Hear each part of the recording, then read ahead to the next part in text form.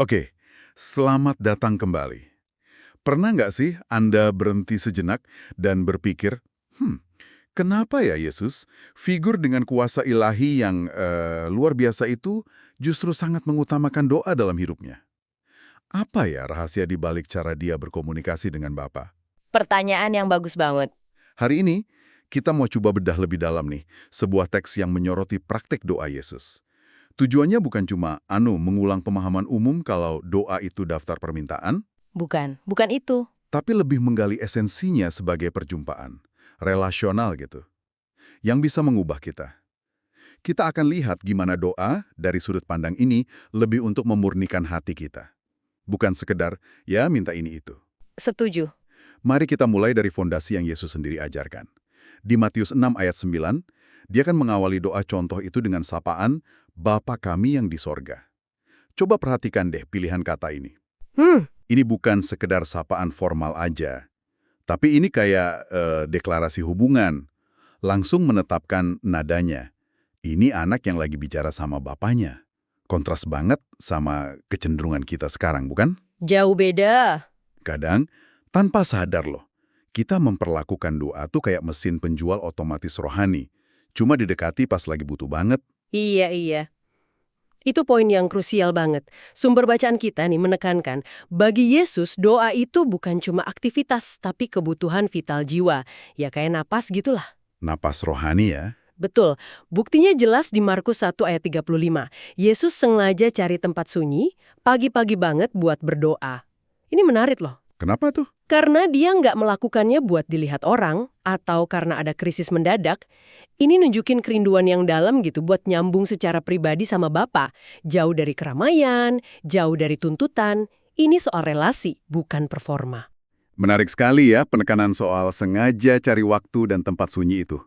Ini jadi nyambung ke kualitas doanya sendiri. Yesus juga akan ingetin di Matius 6 ayat 7, jangan berdoa bertele-tele seperti kebiasaan orang yang tidak mengenal Allah. Benar.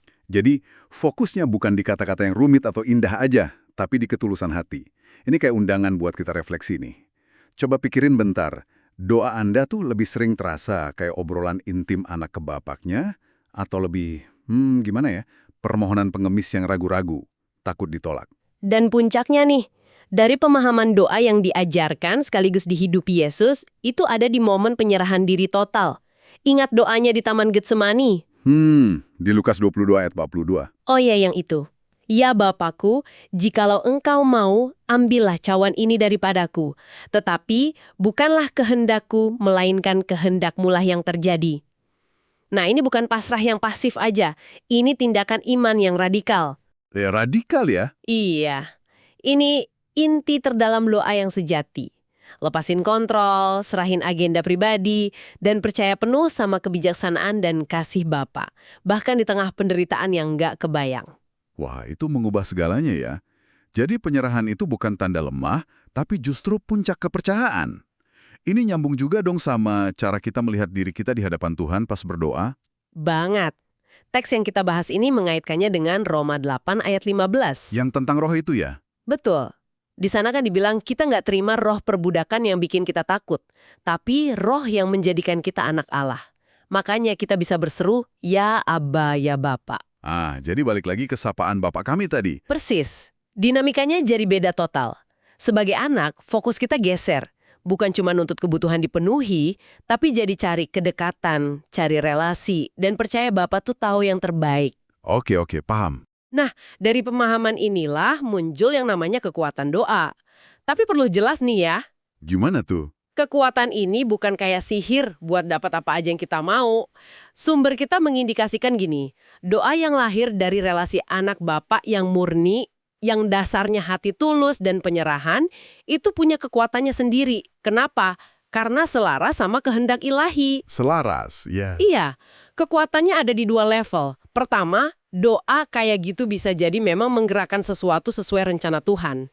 Kedua, dan ini mungkin yang lebih fundamental, doa ini punya kekuatan buat mengubah diri kita sendiri. Mengubah kita. Iya, memberi kita ketahanan, damai di hati, perspektif baru pas hadapi situasi apapun. Karena kita akarnya pada keyakinan kalau kita ada di genggaman kehendak Bapa yang baik.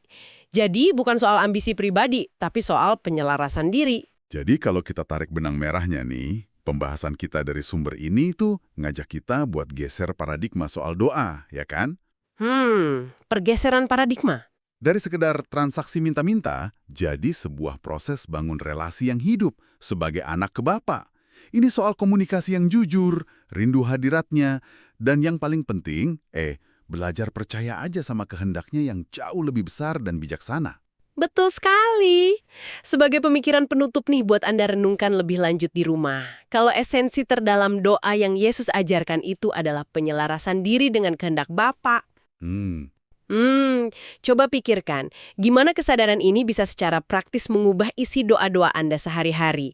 Atau mungkin yang lebih menantang nih, gimana ini mengubah cara Anda merespons kalau jawaban doa kayaknya nggak sesuai harapan atau waktu Anda? Wah, itu dalam. Yang terbaik, bahkan atau mungkin terutama saat jalannya terasa beda banget dari keinginan hati kita sekarang ini. Coba direnungkan.